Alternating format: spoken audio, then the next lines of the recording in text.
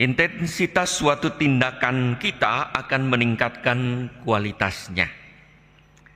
Saat orang begitu mengasihi seseorang, kualitas pelayanannya pun akan meningkat. Demikianlah relasi kita dengan Tuhan akan meningkatkan kualitas pelayanan kita pada Tuhan yang dilakukan baik melalui ibadat pujian kepada Tuhan maupun ibadah pelayanan kepada sesama. Efek nyata dari ibadat dan pujian sejati adalah pengalaman nyata orang di sekitarnya.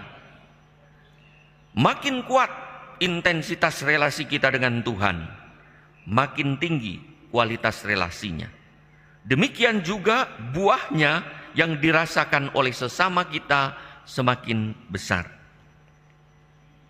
Seorang bijak berkata bahwa kualitas sejati hidup seseorang itu paling dirasakan oleh orang-orang yang dekat dengannya dan terus meluas kepada mereka yang lebih jauh. Kalau ia dikenal sebagai orang baik, apakah ia baik di rumah? Kalau ia dikenal sebagai orang yang ramah dan suka membantu, apakah ia di keluarga sendiri juga ramah dan suka membantu? Kalau ia disebut rendah hati, apakah ia juga di lingkungan tetangganya rendah hati? Sebuah batu yang dilemparkan ke air yang tenang akan menciptakan gelombang riak yang melingkar. Makin besar batunya, makin besar pula energi yang ditransfer ke dalam air tersebut, sehingga gelombang dan riak yang dihasilnya pun makin kuat, makin lebar, dan makin jauh. Demikianlah pula efek cinta kita kepada Allah makin besar akan memberi efek gelombang kasih kepada sesama yang makin luas dan dalam. Saudara-saudari yang terkasih, Yesus tahu betul perintah Allah. Kita juga tahu ya, ada 10 perintah Allah. Ingat ya, 1 apa, 2 apa, 3. Itu adalah yang 1 sampai 3 itu perintah berkaitan dengan Allah. Kasihlah Tuhan Allahmu dengan segenap hati, segenap tenaga, segenap kekuatan. Lalu yang kedua, perintah yang kedua, kasihilah sesamamu manusia. Maka dimulai dengan perintah keempat, 5, 6, 7, 8, 9 sampai dengan 10. Maka perintah Allah yang keempat adalah apa? Hormatilah ayah dan ibumu. Sudah lupa ya, tidak apa-apa, itu kan dulu waktu sekolah minggu. Nah, hormatilah ayah dan ibumu. Yesus tahu betul perintah itu. Ini harus dilaksanakan, karena bagaimana mungkin bisa mengasihi sesama jika kepada mereka yang melaluinya kita mendapat rahmat kelahiran dan kehidupan, kita tidak memuliakan dan mengasihi. Maka hormatilah ayah ibumu menjadi fondasi dari perintah Allah untuk manusia. Kasih kepada Yesus adalah fondasi kasih kepada orang tua. Maka awalnya juga kan, jangan membunuh, hormatilah ayah dan ibumu. Itu perintah, itu perintah-perintah utama berkaitan dengan kemanusiaan. Di sini secara eksplisit Yesus mau menyatakan bahwa dirinya adalah putra Allah yang lebih penting dari semuanya, karena hanya Allah ialah yang dapat menuntut kasih total padanya. Ia tidak bermaksud agar para murid membenci orang tuanya, anak-anaknya, atau saudara-saudaranya, tetapi mengajak mereka meningkatkan kualitas cinta dengan mencintai Allah. Tanpa kasih ini, mereka tak mungkin layak menjadi muridnya. Kelayakan menjadi seorang murid bagi Yesus bukan ditentukan oleh apa yang telah dilakukan oleh mereka, apakah jasanya ataukah karena dosanya lalu orang dihukum, tetapi oleh cinta total tidak terbagi pada Tuhan. Maka orang diminta untuk mengasihi Allah agar bisa mengasihi sesama. Dalam bacaan pertama kita mendengar ada yang menarik, ada yang disebut perempuan dari Sunem dengan suaminya. Tidak diberi nama, anonim. Mungkin juga dimaksudkan orang inilah kita juga yang menerima Nabi Elisa. Dia melayani Nabi Elisa, mendukung pelayanan Nabi Elisa, bukan karena ia Elisa, tetapi karena ia Nabi utusan Tuhan. Maka dua orang suami istri dari Sunem ini yang tanpa nama ini melayani Tuhan Allah dalam diri Nabi Elisa. Itulah yang Yesus katakan juga dalam Injil hari ini. Siapa yang menerima seorang nabi karena namaku, ia akan menerima upah nabi. Maka luar biasa pelayanannya, perbuatan baiknya luar biasa. Maknanya berbeda ketika perbuatan baik kita ditujukan dalam rangka melayani Tuhan. Seperti pasangan suami istri dari Sunem tadi. Dengan penuh mereka memiliki segalanya. Disebut orang kaya dari Sunem. Lalu Elisa bertanya kepada hambanya Gehazi, apa yang mereka tidak miliki? Gehazi berkata, mereka tidak memiliki anak. Lalu Nabi Elisa atas inisiatifnya sendiri, tentu dengan kekuatan Allah dan pencerahan Roh Kudus, berkata, tahun depan engkau pada waktu yang sama akan menggendong seorang anak. Dan betul, pada tahun depan kalau kita ikuti ceritanya, keluarga Sunem itu memiliki anak. Saudara-saudari yang terkasih, Yesus mengajak kita untuk melihat kehadirannya dalam diri sesama. Ia menyatakan misteri gereja, komunitas muridnya sebagai tubuh mistiknya. Sikap para muridnya, gereja, adalah sikap kepadanya juga. Hingga orang menyadari kehadiran Kristus. Orang yang menyadari kehadiran Kristus akan mendapat ganjaran. Kalau engkau memberi minum karena ia adalah muridku, engkau akan mendapat ganjarannya. Bagaimana mungkin seseorang bisa melihat kehadiran Yesus kalau ia tidak mencintai Yesus? Untuk itulah Yesus juga pernah berkata di dalam Matius 25:40, aku berkata kepadamu, sesungguhnya segala sesuatu yang kamu lakukan untuk salah seorang dari saudaraku yang paling hina ini, kamu telah melakukannya untuk aku. Itulah kisah pengadilan terakhir ketika Yesus berkata kepada orang-orang benar, ketika aku lapar, kamu memberi aku makan. Dan berkata, kapan aku memberi kamu makan? Yesus berkata, siapa apa saja yang kamu lakukan terhadap saudaraku, kamu lakukan untuk aku. Maka untuk sampai pada kemampuan itu, Yesus mengajak kita untuk menyangkal diri dan memanggul salib. Maka hari ini kita diingatkan bagaimana kasih kepada Allah justru mengembangkan kasih kita kepada sesama. Kalau orang tua mengasihi Allah lebih daripada mengasihi anak-anaknya, maka kasih Allah akan mengalir dalam diri orang tua hingga sungguh mengasihi. Demikianlah anak-anak. Maka dipertanyakanlah anak-anak yang berkata, saya berbakti kepada Allah, tetapi dalam hidupnya kurang ajar kepada orang tua. Atau sebaliknya, orang tua mengabaikan anak-anak, sementara ia mengaku, saya sungguh berdoa dan berbakti kepada Tuhan. Tidak mungkin. Justru orang yang makin dekat intensitas, kualitas kasihnya dengan Tuhan akan makin kuat kasihnya kepada sesama. Siapa yang paling merasakan? Pertama-tama adalah keluarga, baru tetangga, rekan kerja, teman segereja, orang di tengah masyarakat yang lain. Itulah efek gelombang kasih, kualitas kasih yang kita miliki di hadapan Tuhan.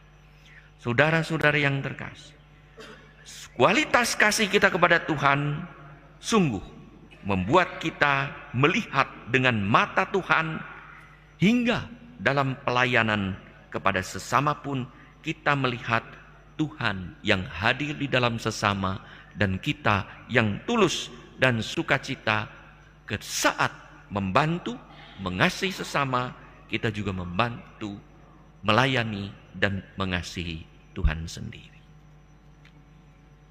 Bapak Ibu, saudara-saudari, sedikit tambahan refleksi, inspirasi dari saya. Bacaan kitab suci tadi mengatakan, barang siapa terlalu mencintai bapaknya, ibunya, dia tidak pantas mengikuti aku. Barang siapa terlalu mencintai nyawanya, dia akan kehilangan nyawanya dan tidak pantas mengikuti aku. Saya jadi ingat pengalaman masuk SMA dulu, seminari SMA ya, seminari menengah, belum frater. Kami masuk 42 orang. Sekarang yang jadi Romo 7, itu termasuk lumayan ya. Dari 42 masa SMA jadi 7 imam, itu lumayan. Yang menarik adalah kisah-kisah bagaimana mereka yang keluar mengundurkan diri di awal-awal. Terjadi pemecahan rekor, paling cepat pulang. Jadi baru masuk, pulang. Ada 2 teman yang berhasil memecahkan rekor 3 hari dan 7 hari minta pulang. Sebabnya kenapa? Yang pertama, itu ada 1 teman yang kayaknya itu keterikatan emosional, keterikatan hatinya, perasaannya sama mamanya, sama maminya, itu begitu lengket, begitu dekat. Sehingga dia itu ketika jauh dari maminya, itu rasanya hidup itu seperti kiamat dan tidak bahagia.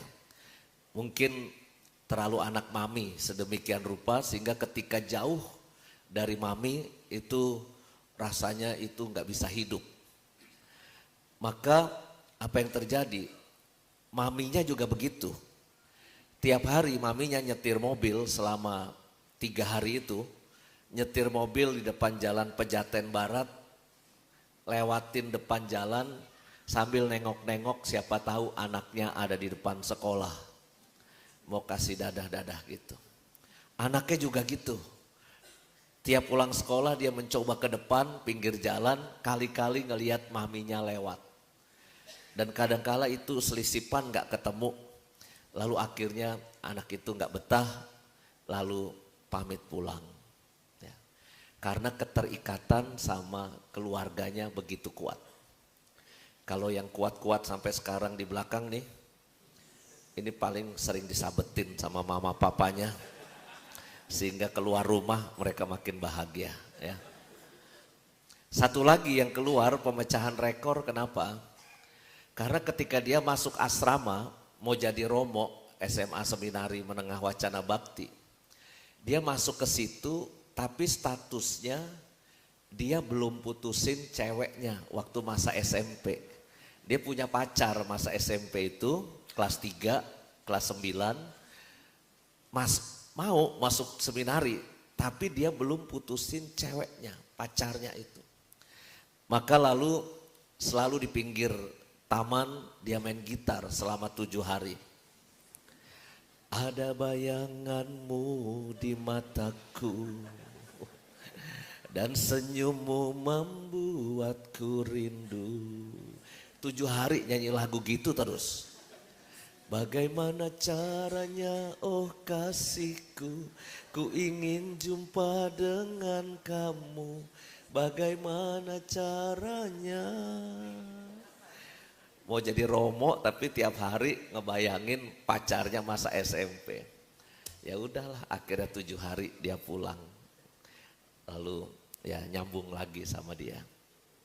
Tapi buat saya kisah-kisah kecil itu, masa remaja itu mengingatkan ternyata mengikuti Tuhan itu kita harus siap pada kehilangan, melepaskan. Kalau kita pengen menggenggam sesuatu terus menerus dalam hidup ini, yang paling puncak nanti kita nggak siap untuk ketemu Tuhan. Ya. terlalu cinta sama OKS, nggak baik juga. Harus dilepas. Ya. Saya 10 tahun di Samadhi, cinta sama Samadhi. Harus dilepas juga suatu hari nanti. Suster Gio, Suster Betty, ya, secinta-cintanya sama Samadhi, dia harus lepas dan lalu dapat tugas perutusan baru. Itu cara kerja mengikuti Tuhan, itu artinya kita harus belajar melepas kehilangan. Problemnya kita manusia di dunia ini diajari untuk apa? Diajari untuk mengumpulkan dan lekat. Kalau sudah suka sama sesuatu, maunya itu terus dan itu dipegang terus. Padahal suatu hari nanti kita akan melepas itu, masuk peti 1x2 meter, apa yang dibawa? Nggak ada yang kita bawa. Ya. Maka mungkin spiritualitas melepaskan, ya, itu harus mulai kita latih dari sekarang. Mungkin kalau yang muda-muda belum siap, tapi yang sudah rambut putih ini, itu pasti sudah lebih siap untuk belajar hidup itu ikhlas dan melepaskan. Sejak kemarin saya pegang salib dari kayu ini terus. Ini saya minta pengrajin di tanah 80 belakang depan Samadhi itu bikin ini. Dari kemarin saya amplasin terus. Ya. Sampai halus kok kurang pas, saya kerok pakai cutter, saya amplasin. Dan ini ketika saya genggam, kok kayaknya enak, nyaman gitu. Saya nyetir, saya pegang kok enak. Saya mulai berpikir ini kalau kita lagi sakit, pegang salib ini juga menguatkan. Kok yang dilalah itu apa ya, kebetulan atau apa. Hari ini bacaan kitab sucinya tentang salib. Ya. Maka saya akan berproses selama 1 bulan ini untuk membuat salib ini sebanyak 1000 salib. Nanti akan saya halusin satu persatu. Ya. Lalu akan saya berikan teks doa yang singkat, yang mungkin ini akan berguna untuk menemani Anda, umat yang sedang sakit, sedang melakukan perjalanan, lalu juga mungkin sedang mau ujian, mungkin sedang kecewa, sedang stres, sedang kesepian, holding cross, salib yang kita genggam. Ya. Dan ternyata devosi ini sudah ada di gereja Novena Church di Singapura dan juga di Filipina, holding church. Ya. Maka nanti ini akan menjadi souvenir pesta ulang tahun imamat saya yang ke-25, 15 Agustus. Doakan supaya selesai, saya ngamplasnya ya. Satu persatu. Saya kira yang paling hebat salib yang saya pegang ini, karena selama misa saya pegang dan ya bersama saya ngangkat piala juga. Suatu hari salib akan mengingatkan kita bahwa kekuatan kita bukan karena kesuksesan kita atau apa, tapi mungkin karena kita kuat melewati salib kita bersama Tuhan. Lalu itulah segala berkat kehidupan yang kita alami dalam hidup ini. Terima kasih untuk kebersamaan kita, khususnya kepada paduan suara, apa namanya, Sangti Suara dari paroki Duren Sawit atau campuran Duren Sawit ya. Terima kasih untuk pelayanan Bapak Ibu. Dan hari ini adalah hari terakhir Anda melihat para frater dari Rita Piret. Ya, aslinya 9, tapi 2 sudah mengundurkan diri. Bukan yang 2 tadi, bukan. Karena 2 sudah harus pulang. Naik kereta atau naik kapal atau naik pesawat mereka pulang? Kapal ya. Naik kapal mereka sudah pulang 2 orang karena harus ada acara keluarga dan sebagainya. Kita selama bulan Juni ini sungguh-sungguh akan membantu Seminari Tinggi Rita Piret karena kita tahu mendidik calon imam 520-an orang itu butuh biaya yang cukup besar, butuh konsumsi yang begitu banyak. Dan fasilitas studi, fasilitas tinggal di tempat mereka pun harus kita perbaiki. Maka masih ada waktu sampai besok hari Selasa kita akan sama-sama mengerahkan sumber daya kita untuk membantu itu. Dan terima kasih untuk Anda semua yang sudah ikut serta, seberapapun pasti sangat berguna. Nah, sekarang frater-frater akan mengucapkan terima kasih kepada kita semua, kepada umat yang hadir di sini maupun kepada umat yang ikut secara online dengan bernyanyi atau pantun, saya nggak tahu. Silakan para frater. Ya. Kita beri tepuk tangan dulu buat para frater ini.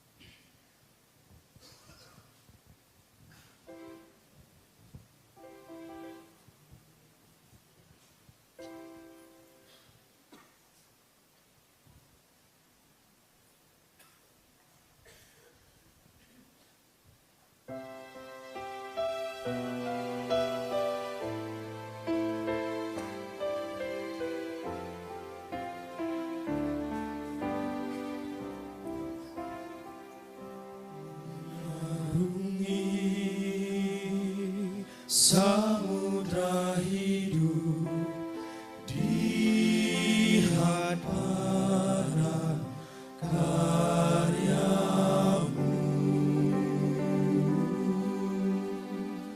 lembaran kisahku jalani, hitam putih hidupku. Ketika aku berjalan, ku tahu Tuhanku besertaku. Ketika badai menerpa, ku tahu Tuhanku mengangkatku. Sejak kau membentukku dalam kandungan ibu, kau pun menjagaku, menuntunku. Ku memanggil namamu dan berserah padamu, oh Yesus, kau ku cinta. Sejak kau membentukku dalam kandungan ibu, kau pun menjagaku, menuntunku. Ku memanggil namamu dan berserah padamu, oh Yesus, kau ku cinta. Oh Yesus, kau ku cinta.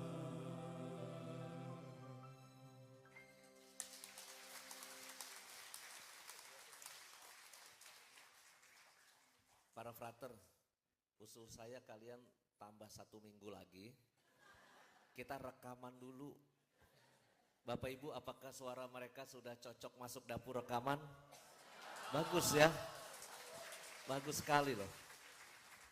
Kita buatkan video klipnya, kita tampilkan di YouTube biar orang menikmati. Suara mereka luar biasa bagus daripada romo-romo yang di belakang ini coba. Sinoprin ya gitu-gitu doang suara. Putra apalagi ya. Ini luar biasa talenta ini.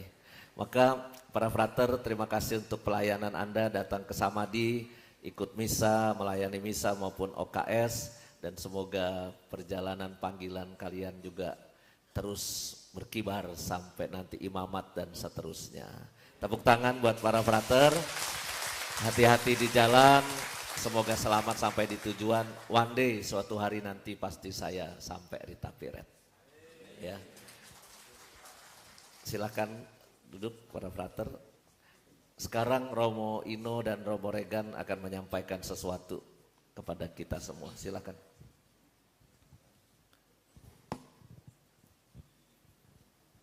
Saya minta Romo Regan untuk berdiri bersama saya di sini. Romo Regan. Selamat pagi semua. Salam. Shalom. Yang kami kasihi, Romo Yus, para Romo, para suster, anak-anak, orang muda Katolik, dan ibu bapak saudara-saudara. Pertama-tama mewakili para Romo, para formator Seminari Tinggi Interdiocesan Santo Petrus Rita Piret Momere, dan juga kebetulan di sana kami juga bersama para suster OSF Semarang, suster OSF, suster Gio, karyawan-karyawati, menyampaikan pertama terima kasih yang sebesar-besarnya kepada Romo Yus yang telah menerima, mengizinkan, dan memberi kesempatan kepada kami, komunitas Seminari Tinggi Rita Piret, untuk tampil di OKS ini. Sesuatu yang membuat kami terharu dan sangat membanggakan, karena kami tahu panggung OKS adalah panggung yang sangat besar, penggemarnya sangat banyak dan ada di mana-mana. Sekali lagi terima kasih Romo Yus. Romo sudah memberikan yang terbaik bagi kami. Saya mengajak Romo Regan dan juga para frater, mari kita juga memberikan yang terbaik. Kita boleh ingin mendapatkan yang terbaik, tapi jangan lupa juga memberikan yang terbaik. To get the best, you have to give the best.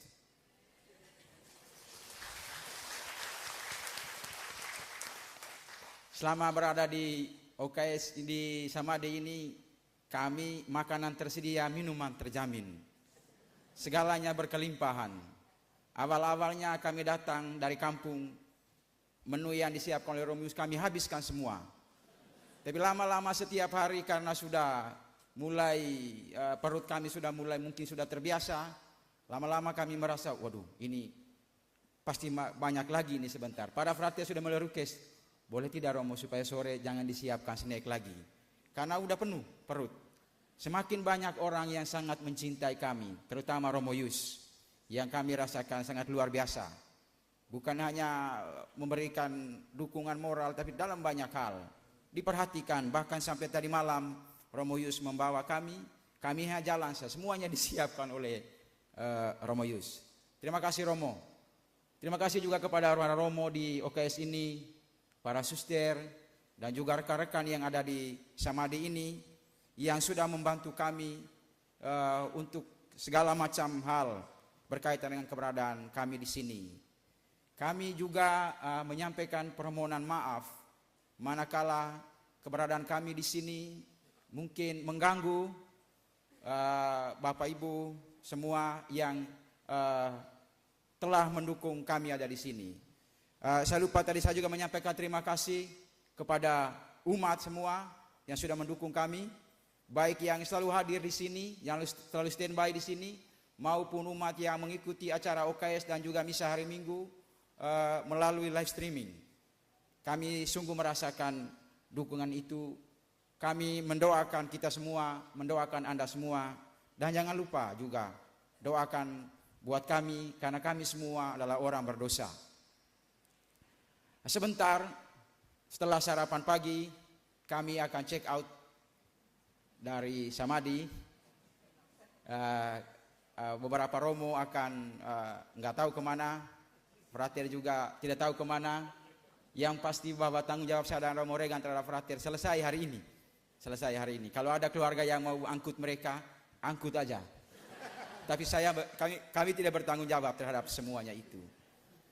Lalu karena ada satu romo di sini yang memiliki kemampuan yang selama ini kami beri kepercayaan untuk memperhatikan kreativitas para frater dan termasuk ketika tampil di sini, maka pada tempatnya saya berikan kesempatan kepada Romo Regan untuk menyampaikan satu dua hal lagi menambah apa yang saya sampaikan.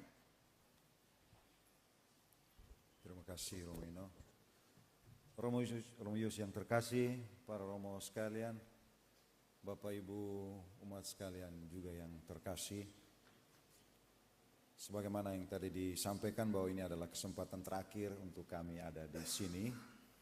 Dengan kehadiran 9 frater, 2-nya sudah mengundurkan diri.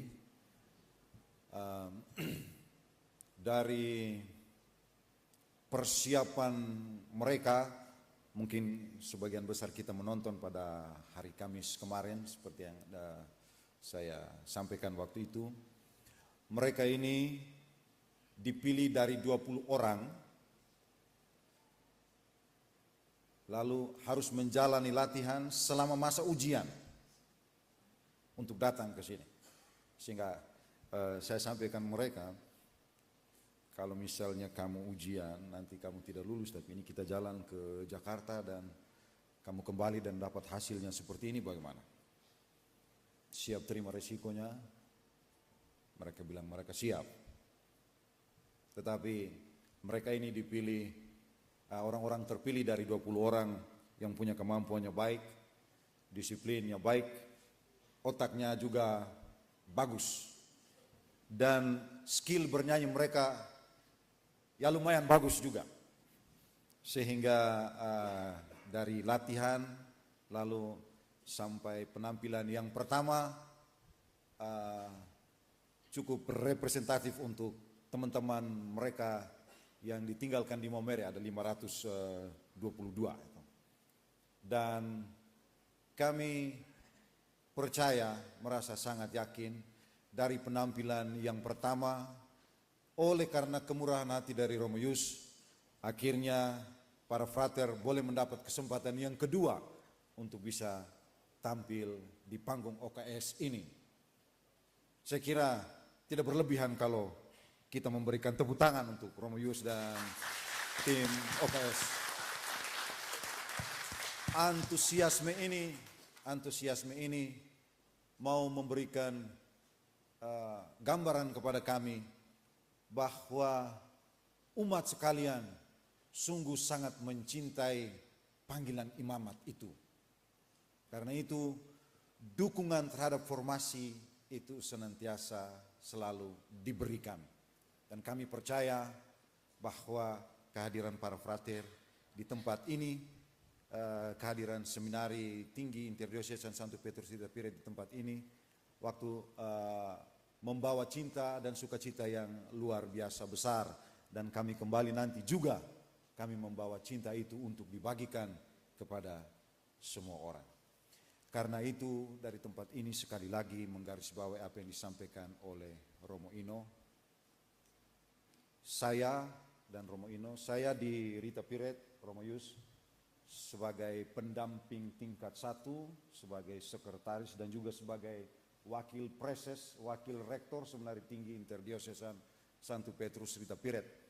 Dari tempat ini, sekali lagi mengucapkan banyak-banyak terima kasih kepada Romo Yus dan tim OKS yang telah memperkenankan kami untuk berpartisipasi dalam panggung OKS ini dan boleh mengalami cinta dan sukacita yang besar bersama dengan Romo Yus dan Bapak Ibu umat sekalian di tempat ini.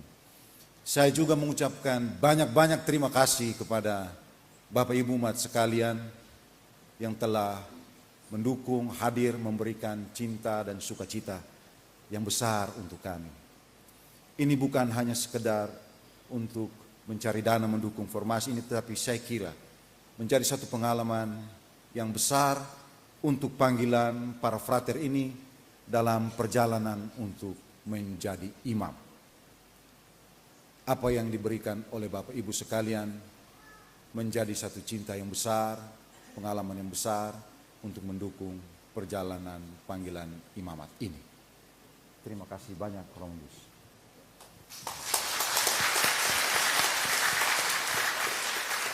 Terima kasih Romo Regan dan Romo Ino. Saya mencoba mendengarkan suara Romo Ino dan Romo Regan. Memang beda ya antara yang bisa nyanyi dan yang kurang bisa nyanyi. Kalau Romo Ino tuh suaranya, Bapak Ibu saudara-saudara yang terkasih dalam Tuhan. Nah, kalau Romo Regan, saudara-saudara. Suara Bruri Peso 5 ya. Terima kasih Romo, luar biasa kehadiran. Jadi sedih mereka pergi ya.